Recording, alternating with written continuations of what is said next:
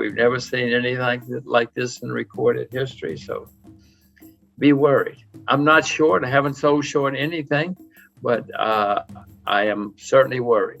As I look around the world, bonds are clearly in a bubble. Bonds have never been this expensive in the history of the world.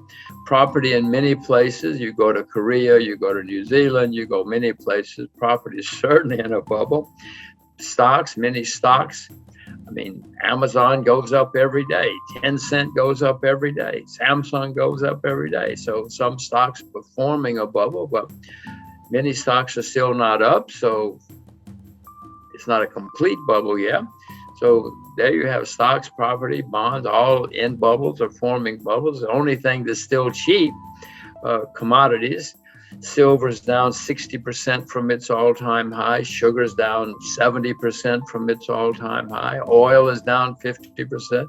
I mean, these are not bubble numbers when you talk about big declines, historic declines. But with all the money being printed, the asset class in the world that I prefer at the moment would be commodities because they're cheap when everything else is booming. I do own stocks. I do own stocks in places like China, Russia, Japan, other places.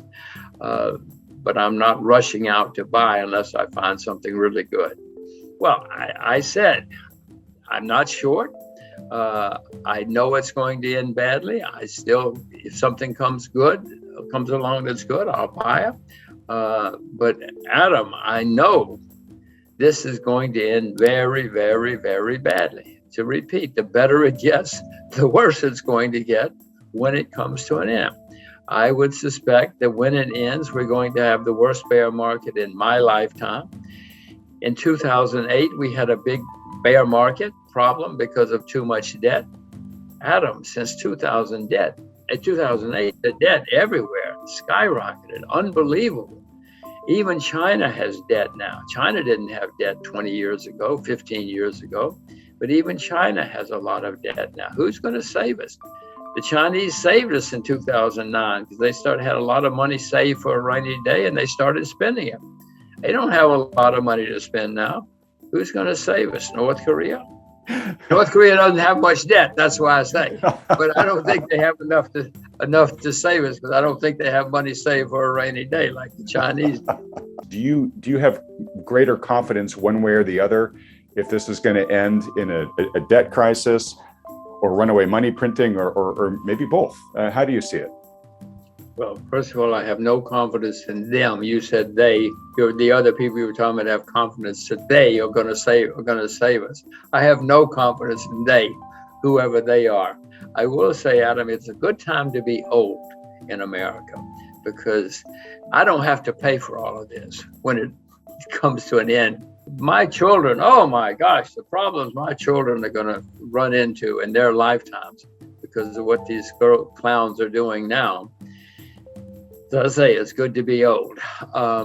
But you're right. It's going to end someday, and it's going to end badly when it ends. You said either currency collapse or economic collapse. You can have both. You can have one, and then it leads to another.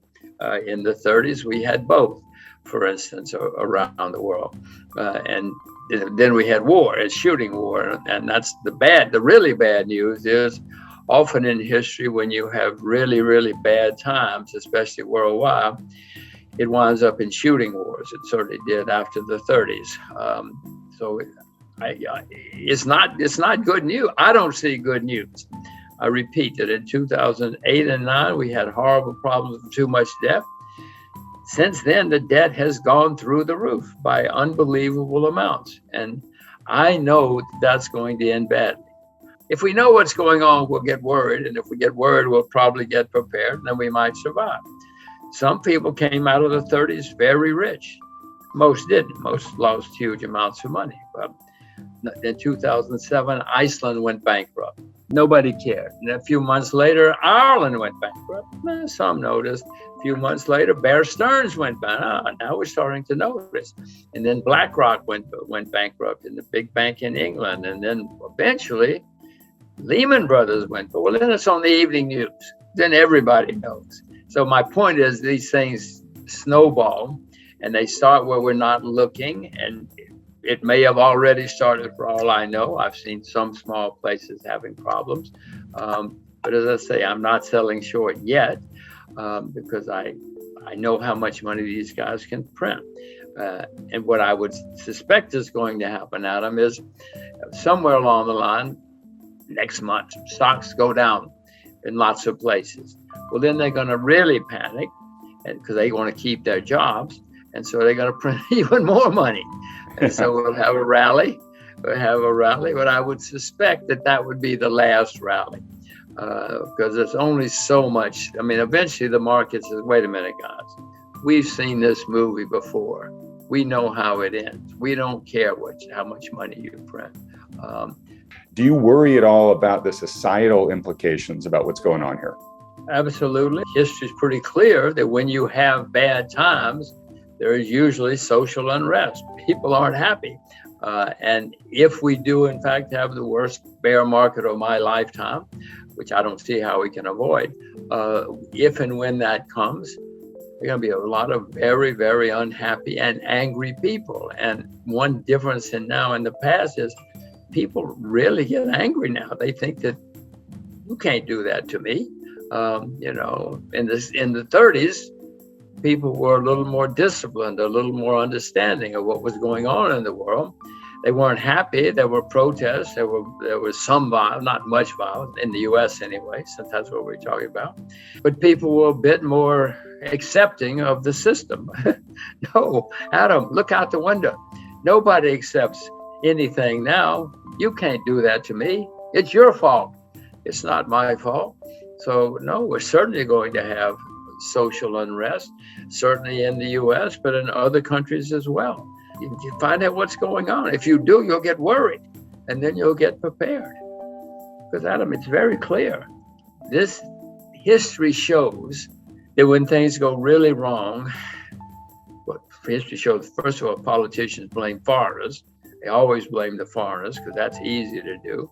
But then it also leads to unhappy people and social unrest. I mean, I guess the main lesson of history, Adam, is people don't learn the lessons of history. I mean, I could sit here and tell you all day. We had a president recently who either didn't know history or thought he was smarter than history, and it didn't matter. Well, I know history smarter than I am, and I know it matters. And I know it always goes that way, that people get very unhappy and they look for scapegoats, and then it's not good. They've already gotten into trillions, which you and I never could have conceived of. Most people could not have conceived of, but they don't want to stop.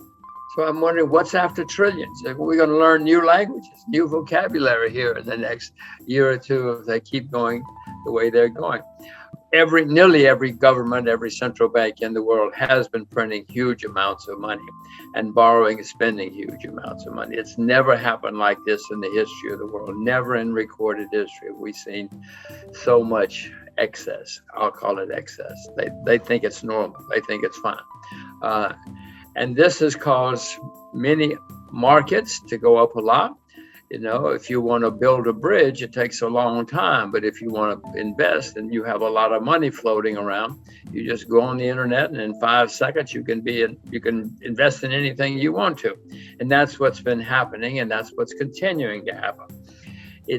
There might be signs that's beginning to slow down. The Chinese seem to be cutting back some, not a lot. Well, not a lot, but they're cutting back. They're not expanding. Other countries say they're cutting back, and the U.S. says, "Oh, maybe we should cut back someday." But in the meantime, there's gigantic amounts of money floating around. It's going into markets. It's going into the real economy as well. It's artificial. If you see some of the things that, the shipping business is just unbelievably hot right now because there's so much money floating around. The bad news is these things always end, and the better they get, the worse they get when they end.